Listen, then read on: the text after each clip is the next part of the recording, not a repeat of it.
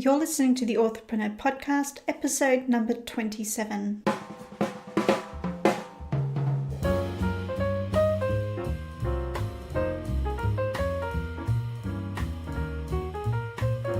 Welcome to the Authorpreneur podcast. I'm your host, thriller writer Amelia Hay. On this podcast, I will bring you writing, book marketing, and self-publishing advice so that you can create your dream author business, build your author platform, and be creatively independent. You can find the episode show notes and lots more information on the podcast page at ameliahay.com/podcast.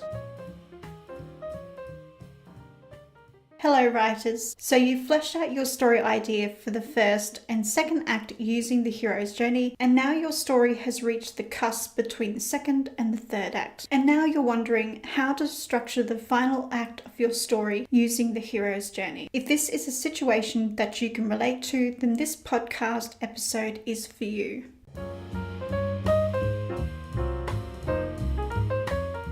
In this show, I will unpack the final 3 stages of the hero's journey. Just a word of warning, I will also be sharing scenes from the film Lord of the Ring, The Fellowship of the Ring. So it goes without saying, spoiler alert. As I wrote what I was hoping to be the final installment in this series, the word count reached about 3,700 words, which meant the show would be almost 28 minutes long. That length is well above the short length that I promised you in the earlier podcast episodes. I've decided to break this final episode into 2 parts, and by default turning this mini-series into 4 parts. The next part of this series, episode 28, will be released on Monday the 8th of April, and the usual behind the scenes podcast diary will be released the following Saturday on the 13th of April.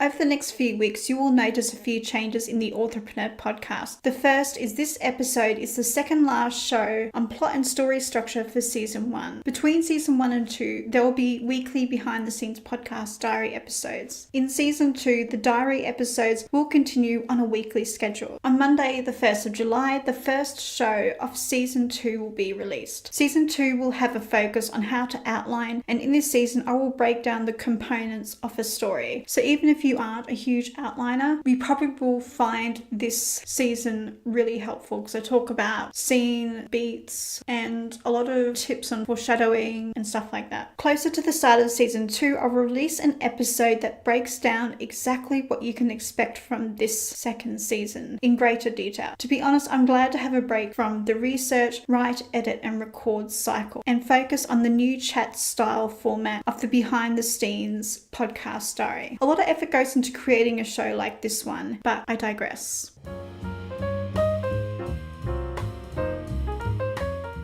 Just like 3-act structure, the third act of the hero's journey covers the final 25% of the story. The entire third act takes the protagonist from the special world back to the ordinary world. In essence, this act brings the story full circle. Every stage along the hero's journey is not necessarily one scene, but quite often can cover many scenes, as you'll see in the examples that I share with you.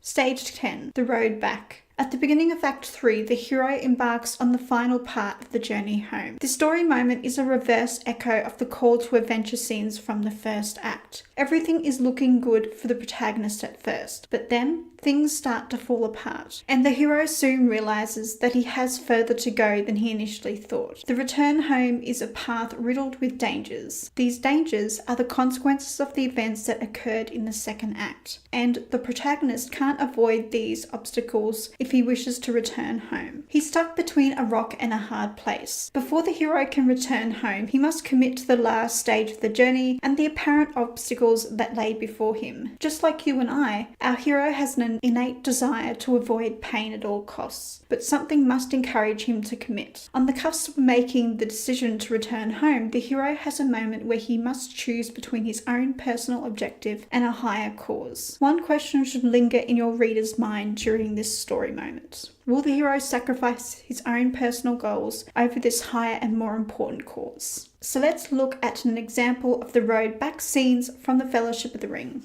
The road back has this feeling of sadness lingering in the air and is full of dangers. To be more precise, it's not a road back, but instead there's a long journey ahead. Aragorn leads the Fellowship into the woods. The Fellowship are caught in the woods by the elves who were alerted by their presence because the fuss Gimli was making. It's here we see a bit more of the dwarf versus elf rivalry. As the elves sing a lament for Gandalf, Boromir starts to mend the bridge between him and Aragorn and shares his fears of the fall of Gondor after Galadriel tells him that there is still hope. Galadriel, the Sorceress of the Woods, as she is so eloquently named by Gimli, shows Frodo what will happen if he fails to destroy the One Ring. She warns him that the ring will corrupt the other members of the Fellowship. Frodo offers her the ring. She resists the temptation and passes the test. Frodo resists her warning, stating that he doesn't want to go on the journey alone. But Galadriel reminds him that if he doesn't find a way, no one will. Upon their departure, Galadriel gives Frodo the light of Enendril, promising that it will be a light to him in dark places.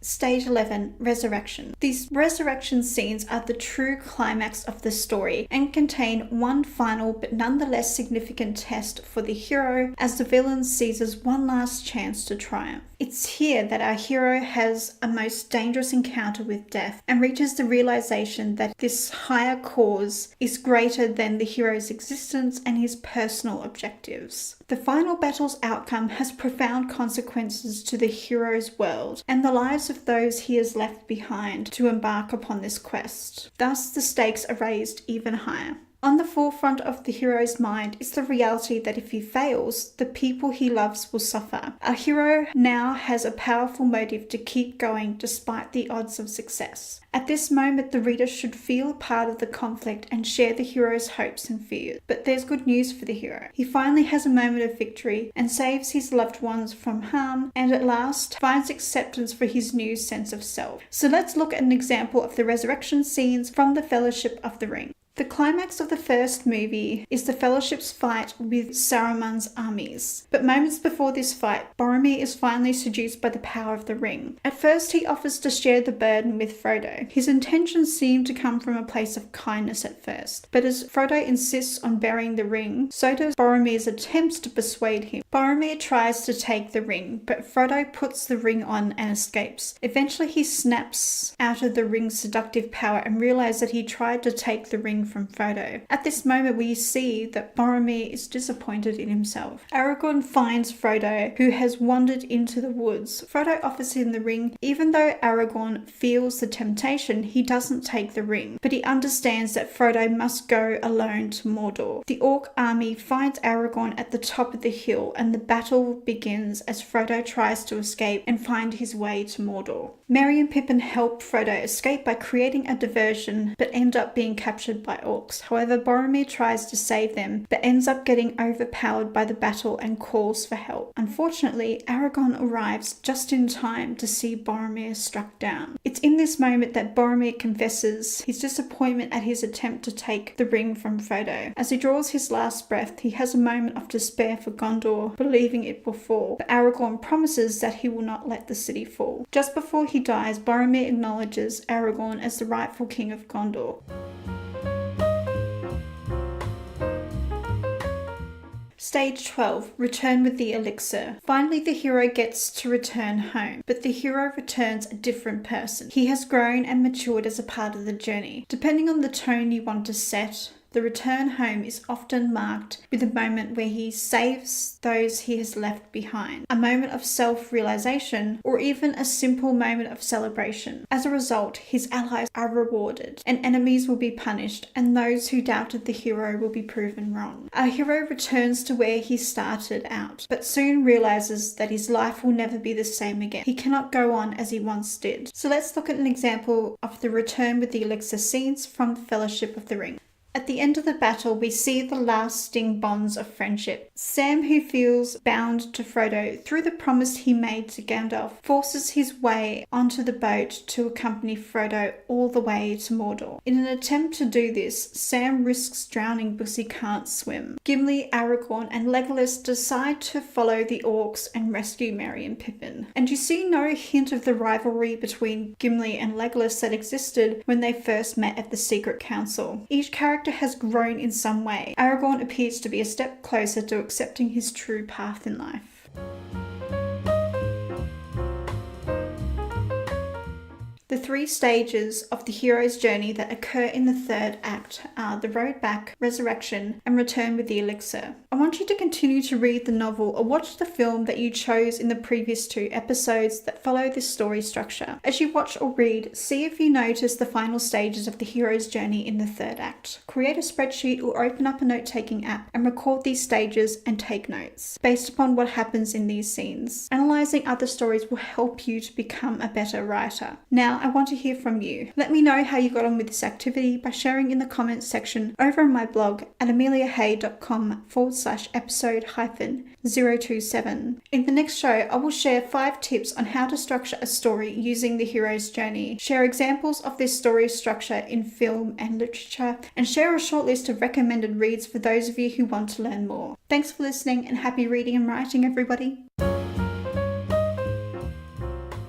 Thank you for listening to the Authorpreneur podcast. If you love this episode, then hit the subscribe button and leave a review on your favourite podcasting app. I'm your host, Amelia Hay, and I'll see you next week for another episode.